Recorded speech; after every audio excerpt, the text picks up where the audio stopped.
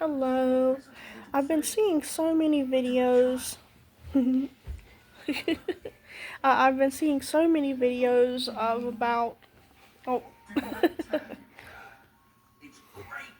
hi, buddy. Oh, we got some stuff. Oh, maybe that's your drink. Um, I've been seeing so many videos about people saying that you know basically like saying their feelings about the future of the U.S. And I totally think that people do need to do that because it helps. It helps just putting it out there, and it's okay to say how we feel and things like that. Um, so I'm not saying people shouldn't be doing that. But I think that I think it helps the person personally. And I think that people do need to be aware of things.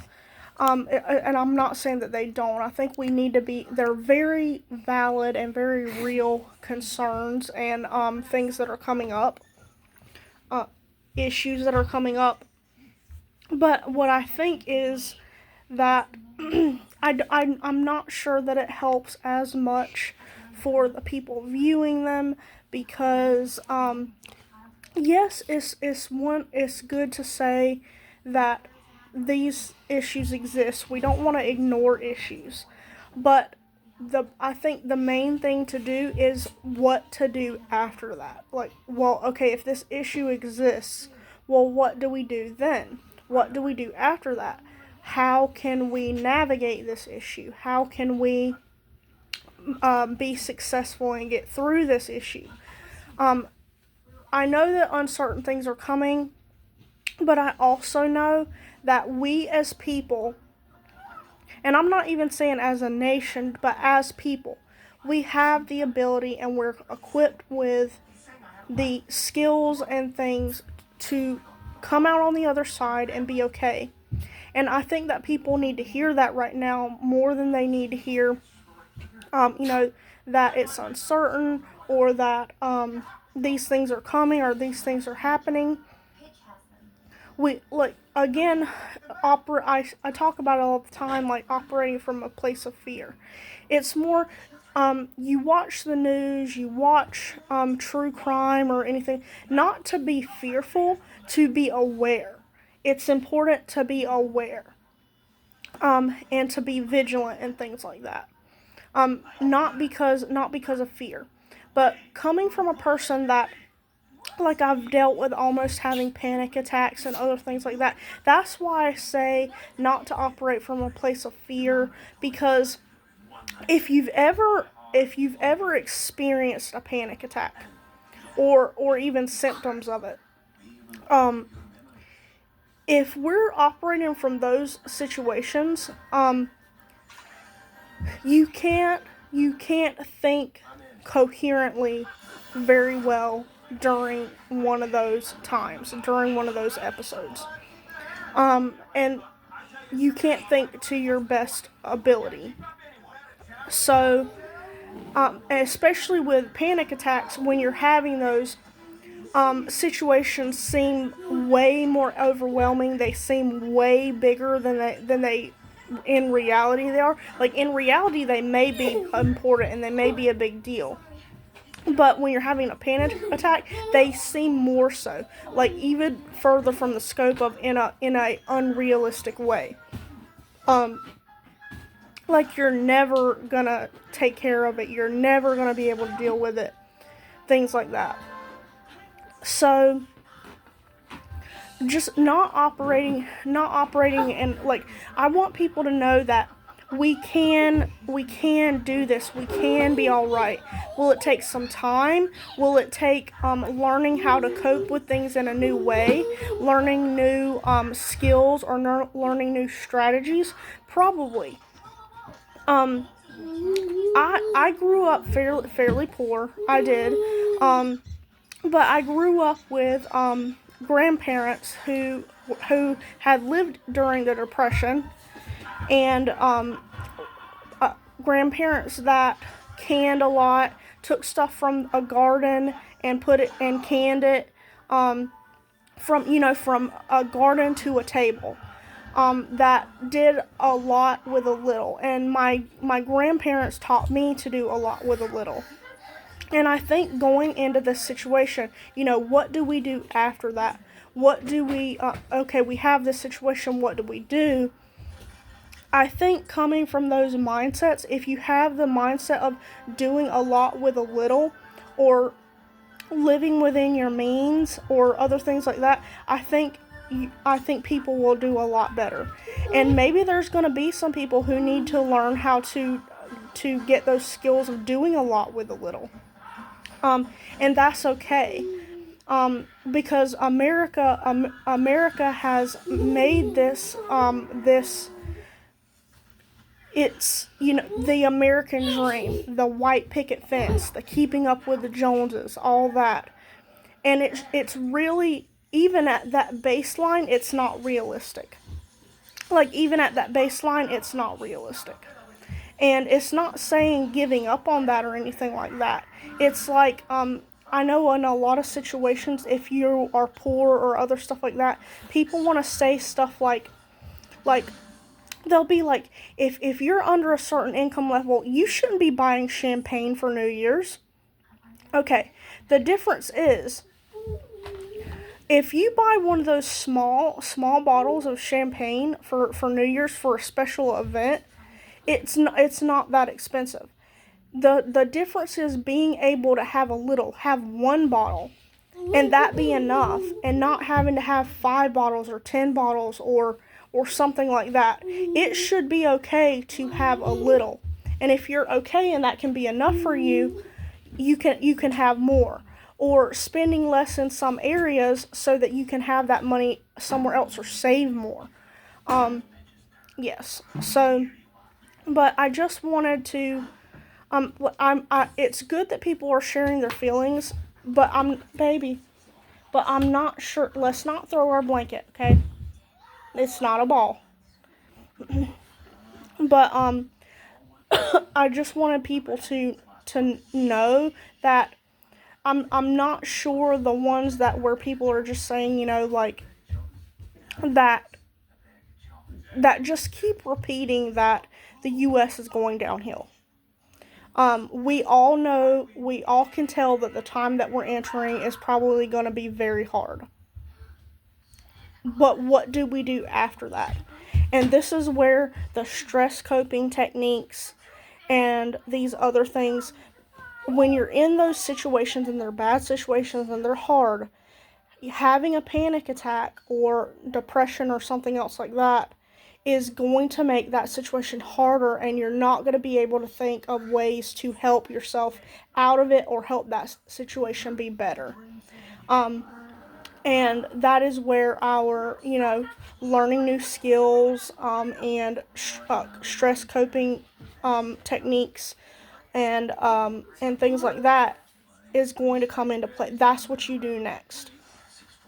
How to calm yourself down, how to focus on the good things, how to focus on what you are thankful for, and what that's another reason why I do my to-do list all the time. Like, I do what I've accomplished, because if you know what you accomplished, you know what's next on the list. And you have a list of things that you can do. It's not the stuff that you can't do. What can you get done and eliminate from that list?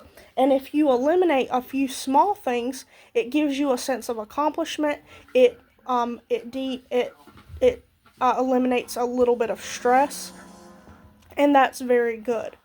And then you just move on with your to-do list. You do as much as you can every day, and that's all you can do. So but I'm glad that people are sharing. I'm glad that people are saying their feelings and saying and this other things, and I really hate to see the post about how it's always that it's in a poking fun way, where they're saying, like, people just can't cope with this, but saying in a way to imply that it's like weak-minded. Having emotions is not weak-minded. Having emotions is normal. When you don't have emotions, that's not normal. It's not normal. It's getting into sociopath and psychopathic areas. Having normal ranges of emotions is normal. It's healthy. It's what tells us, that we need to be fearful of something, that we're in danger, or that those things like that. If you're watching people emotionally or physically hurting, and you have no response to that, like you have no empathy, you have no care, that's not normal. It's not healthy either. Like it's not normal. And I really hate to see that, because it's just like I'm not understanding why. How do people that win, they won, honestly, in their mindset, where like poor sportsmanship or something, like it's poor sportsmanship, because you've already won. Like what is the need? What is the need to do that to these people?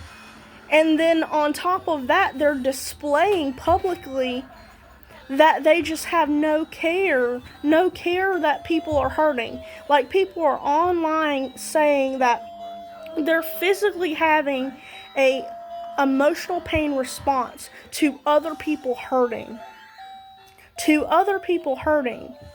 And people feel the need. They already won, to poke fun at them and publicly display that they just do not care that people are in pain watching other people be in pain.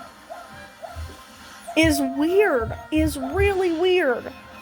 And I'm just like, I hate to see that the most. I'm glad people are talking about their feelings. I'm glad people, but I think we know that we're going into a difficult time. We know there's a lot of uncertain things coming, but we need to know what skills and other things that we can learn, or we can better learn, to help us through that. We can do it, but we need certain skills and we need certain techniques to get us through that, to help it be easier.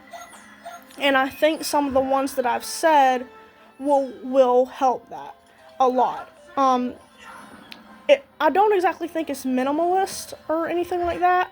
It's just like I said, like if you can have a little bit of most anything you want, but not having to have like a ton of everything that's super expensive. And especially talking to people, yes. Getting groups where you can talk about what you're going through, talk about what you're feeling, talk about your stressors, that we're all dealing with. And then you can see that other people are going through the same thing as you are, and not being alone, not isolating, thinking about what we're thankful for, thinking about the gratitude, what we have accomplished, what we can accomplish, will all help relieve that stress, will help relieve tension and things like that. And I think those are good practices to start. Have goals to what are a couple healthy habits that you could start learning, And it's not about what if you get 3 weeks into it and you stop. It's not about completing it. It's about going in the direction of something more healthy, especially in a very uncertain time. That's what it's about. And if say, well, maybe I didn't like that one. Maybe it was a little bit hard for me or something. Maybe you can choose something else and start again. Or you could start again on that same thing if you want. No beating yourself up. No pressure. Just picking up habits and things like that that will help us through this. We can. It's just there's a proper method to the success and setting ourselves up for success. So, not just putting out videos saying, things are going to get bad, or, or things are going to get worse in the U.S. What can we do to survive that? What can we do to make it easier on ourselves? What's the next step? Things like that.